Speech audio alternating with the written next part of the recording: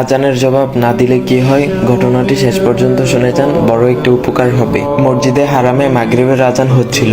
আমি তখন হারাম শরীফের ছাদে কোনো মতে দৌড়ে গেলাম অজু করতে, যাতে ভিড় থেকে বাঁচতে পারি। আমি অজু করছি, পাশে একজন নুরানি চেহারায় একজন আরবি শায়েখ আজানের জবাব দিচ্ছিলেন। তখন আমার অজুও শেষ, এদিকে আজানও শেষ। আমি চলে আসছিলাম, এমন সময় ওই আরবি শায়েখ আমাকে ডেকে বললেন, ইয়া ওলাদা, তুমি কি আরবি বুঝো? তখন আমি হাসূচক মাথা নাড়ালাম।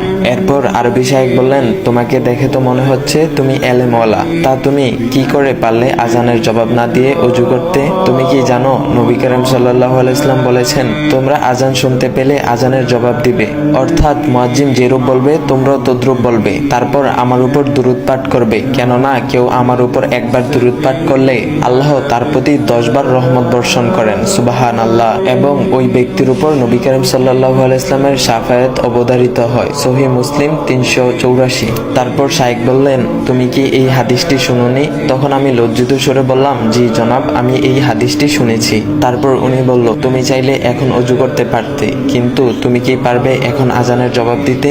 বলো তো, এখন কি পারবে তুমি আজানের জবাব দিতে? তার মানে তুমি নবী করিম সাল্লাল্লাহু আলাইহি ওয়াসাল্লামের শাফায়াত পাওয়ার একটা সম্ভাবনা হারিয়ে ফেলেছো। এই কথাটা শোনার পর কলিজাটা মোচড় দিয়ে উঠেছিল। আমাদের সব আমল রবের কাছে কবুল হয় না, কিছু কিছু হয়, আবার কিছু কিছু হয় না। হয়তো আজকের আজানের জবাবটা আল্লাহ কবুল করে নিত।